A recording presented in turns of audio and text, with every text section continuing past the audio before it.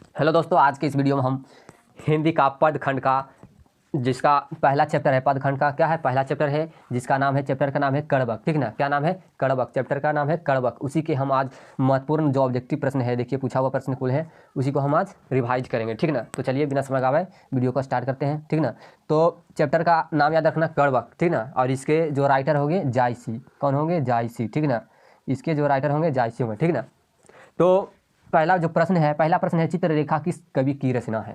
चित्ररेखा जो है किस कवि की रचना है? ठीक ना, तो मलिक मोहम्मद जायसी हम पढ़ रहे हैं अभी कड़बक, जिसके राइटर कौन है? मलिक मोहम्मद जायसी। तो इसका जो चित्ररेखा इस कवि की रचना जो है वो मलिक मोहम्मद जायसी हो जाएगा। ठीक ना, चलिए दूसरा प्रश्न बोल रहा है कि जायसी का जन्म स्थान कहाँ है? ठीक ना, जायसी का जन्म स्थान कहाँ है? पहला है दिल्ली में, कि इलाहाबाद, की जायस कब्र अमेठी, कि भागलपुर। ठीक ना, तो 4 ऑप्शन दिया है, इनमें से जो सही आंसर होगा वो जायस कब्र अमेठी। ठीक ना, दूसरा का जायसी का जो जन्म स्थान होगा क्या होगा, कहाँ होगा? जायस कब्र अमेठी, याद रखिएगा दोस्तों। फिर तीसरा प्रश्न है मलिक मोहम्मद जायसी की मृत्यु कब हुई थी? ठीक ना, मतलब कि मलिक मोहम्मद जायसी की जो मृत्यु हुई थी कब हुई थी? तो लगभग 1548 ईस्वी में। ठीक ना, ऑप्शन नंबर ए इसका सही हो जाएगा, लगभग 1548 ईस्वी में।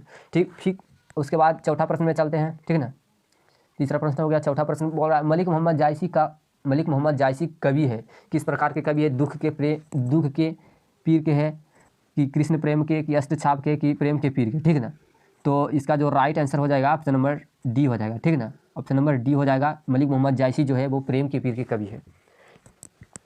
तो पाँचवा में देखिए, पाँचवा प्रश्न है कड़बक के कवि कौन है? कड़बक के कवि कौन है? तो इसका जो राइट आंसर हो जाएगा मलिक मोहम्मद जायसी हो जाएगा। ठीक है ना, कड़बक के कवि कौन है? मलिक मोहम्मद जायसी। फिर छठा प्रश्न देखिए, छठा प्रश्न है मलिक मोहम्मद जायसी की कविता कौन सी है? ठीक ना, मलिक मोहम्मद जायसी की कविता कौन सा है? तो हम क्या पढ़ रहे हैं, कौन सा चैप्टर? कड़बक। तो यहाँ पर कड़बक दिया है, तो इसका जो राइट आंसर होगा कड़बक हो जाएगा। ठीक ना, चलिए सातवां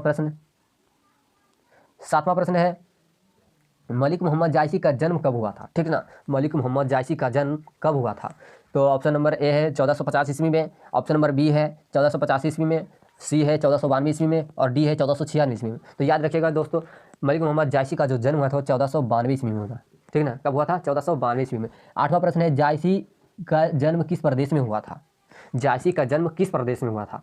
तो ऑप्शन नंबर ए है उत्तर प्रदेश, बी है मध्य प्रदेश, और सी है आंध्र प्रदेश, और डी है इनमें से कोई नहीं। ठीक ना, तो याद रखिएगा जायसी का जो जन्म हुआ था वो उत्तर प्रदेश में हुआ था। ऑप्शन नंबर ए इसका सही आंसर हो जाएगा। ठीक ना,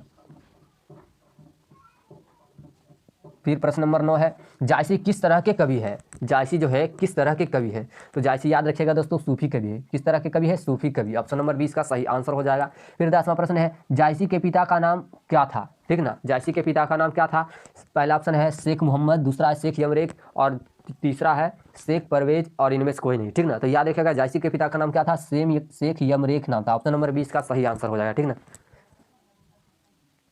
फिर 11वां प्रश्न है जायसी क्या थे? धनवान थे, पहलवान थे, फकीर थे, कि इनमें से कोई नहीं? ठीक ना, तो जायसी जो थे क्या थे? फकीर। ऑप्शन नंबर सी इसका सही आंसर हो जाएगा। ठीक है ना, फिर 12वां प्रश्न है जायसी हिंदी साहित्य किस धारा काव्य से जुड़े थे?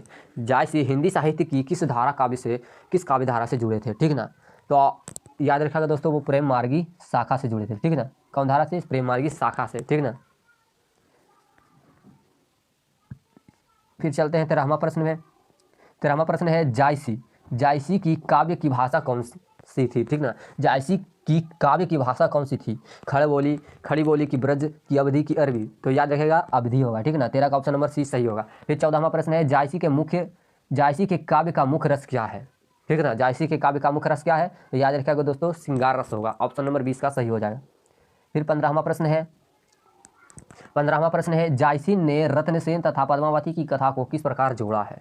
प्रेम के द्वारा, कि भक्ति के द्वारा, कि रक्त रूपी लेई द्वारा, कि इनमें से कोई नहीं? ठीक ना, तो याद रखिएगा दोस्तों जायसी ने रत्नसेन तथा पद्मावती की कथा को रक्त रूपी या रूप लेई द्वारा जोड़ा है। ठीक ना, तो ऑप्शन नंबर इसका सी सही हो जाएगा। फिर 16वां प्रश्न है जायसी ने रत्नसेन एवं पद्मावती की कथा को किसके द्वारा सींचा है? अपने आंसू से सींचा है, कि गंगा जल से सींचा है, कि जल से, कि इनमें से किसी से नहीं? ठीक ना, तो याद रखिएगा 16 का ऑप्शन नंबर ए सही हो जाएगा, अपने आंसुओं से। ठीक ना, किससे? अपने आंसुओं से। फिर 17वां प्रश्न है निम्न में कौन कृति जायसी की नहीं है?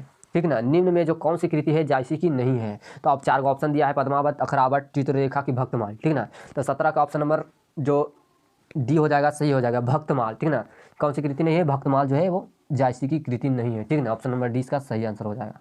फिर 18वां प्रश्न है, जायसी का काव्य किस प्रकार गंभीर एवं व्यापक है, ठीक ना। जायसी का काव्य किस प्रकार गंभीर एवं व्यापक है, तो सरोवर की भांति, की कुएं की भांति, की समुद्र की भांति, की नदी की भांति, ठीक ना। तो ऑप्शन नंबर इसका सही हो जाएगा समुद्र की भांति, ऑप्शन नंबर सी। फिर 19वां प्रश्न है, इनमें से प्रेम के पीर के कवि है, इनमें से प्रेम के पीर के कवि है कौन है, जायसी है, ठीक ना। प्रेम के पीर के कवि कौन है, जायसी, ऑप्शन नंबर ए हो जाएगा सही। फिर 20वां प्रश्न देखते हैं, कड़वक कहाँ से लिया गया है, कड़वक जो है कहाँ से लिया गया है, तो आखिरी कलाम से लिया गया है, कि अखरावट से लिया गया, कि मधुमालती से लिया गया, कि पद्मावत से, ठीक ना। तो दोस्तों याद रखिएगा, कड़वक जो लिया गया है पद्मावत से लिया गया है, ऑप्शन नंबर डी इसका सही आंसर हो जाएगा, ठीक ना। ऑप्शन नंबर डी इसका सही आंसर हो जाएगा। फिर 21वां प्रश्न, कड़वक के रचयिता है, कड़वक के रचयिता कौन है, ये हम शुरू में भी बताए थे कि कड़वक के रचयिता कौन है, मलिक मोहम्मद जायसी, ऑप्शन नंबर सी इसका सही आंसर हो जाएगा, ठीक ना। फिर अगला है, जायसी रचित पद्मावत की भाषा क्या है, जायसी रचित पद्मावत की भाषा क्या है, ठीक ना, क्या है, तो पहला है अवधी, 4 ऑप्शन है जिनमें से पहला है अवधी, दूसरा है ब्रजभाषा, और तीसरा है खड़ी बोली, और चौथा है मैथिली, ठीक ना। तो ये पूछा हुआ प्रश्न है, इसको याद रखिएगा। तो जायसी रचित पद्मावत की भाषा जो है वो अवधी है, ठीक ना, ऑप्शन नंबर ए इसका सही आंसर हो जाएगा। फिर 23वां प्रश्न है, मलिक मोहम्मद जायसी किस परंपरागत के कवि है, मलिक मोहम्मद जायसी जो है किस परंपरा के कवि है, तो ऑप्शन नंबर सी इसका सही हो जाएगा, प्रेम ख्यानक काव्य परंपरा, ठीक ना, ऑप्शन नंबर इसका सी सही हो जाएगा, ठीक ना, ऑप्शन नंबर सी। फिर देखते हैं 24वां प्रश्न है, जायसी ने अपनी आंख की उपमा किससे की है, कमल से, कि कुमुद से, कि सरोवर से, कि दर्पण से। तो याद रखिएगा, जायसी जो है अपनी एक आंख की तुलना दर्पण से की है, ठीक ना, ऑप्शन नंबर डी इसका सही आंसर हो जाएगा। फिर 25वां प्रश्न है, मलिक मोहम्मद जायसी किस शाखा के कवि है, ठीक ना, मलिक मोहम्मद जायसी जो है किस शाखा के कवि है, तो इसका 4 ऑप्शन दिया है, पहला है प्रेम मार्गी शाखा, दूसरा है ज्ञान मार्गी शाखा, और तीसरा है राम मार्गी शाखा, और चौथा है कृष्ण मार्गी शाखा, ठीक ना। तो इसका जो राइट आंसर हो जाएगा ऑप्शन नंबर ए हो जाएगा, प्रेम मार्गी शाखा, ठीक ना, ऑप्शन नंबर ए हो जाएगा, ठीक ना, याद रखिएगा दोस्तों। फिर 26वां प्रश्न, कौन सी कृति जायसी की नहीं है, कौन सी कृति जो है जायसी की नहीं है, तो आप इसका भी 4 ऑप्शन है, पद्मावत होगा, कि अखरावट होगा, कि आखिरी कलाम होगा, कि मिर्गावती, ठीक ना। तो कौन सी कृति जो है जायसी की नहीं है, वो ऑप्शन नंबर डी है, मिर्गावती जो है जायसी की नहीं है, ठीक ना, ऑप्शन नंबर डी हो जाएगा। फिर देखिए 27वां प्रश्न, पद्मावत किसकी रचना है, ठीक ना, पद्मावत जो है किसकी रचना है, ये लास्ट प्रश्न है, ठीक ना। तो पहला ऑप्शन है मुल्ला दाऊद की, तीसरा है कुतुबन की, दूसरा है कुतुबन की, तीसरा है जायसी की, और चौथा है मंडन की, ठीक ना। तो याद रखिएगा दोस्तों, पद्मावत से जो कड़वक था वो पद्मावत से लिया गया है, तो पद्मावत जो कड़वक के लेखक थे जायसी, तो पद्मावत की लेखक भी किसकी होगा, जायसी की, ठीक ना, ऑप्शन नंबर इसका सी जो होगा सही हो जाएगा। तो दोस्तों आपको वीडियो अच्छा लगा होगा तो वीडियो को लाइक कीजिए, और चैनल पर नए हैं तो चैनल को सब्सक्राइब कीजिए। मिलते हैं अगले वीडियो में।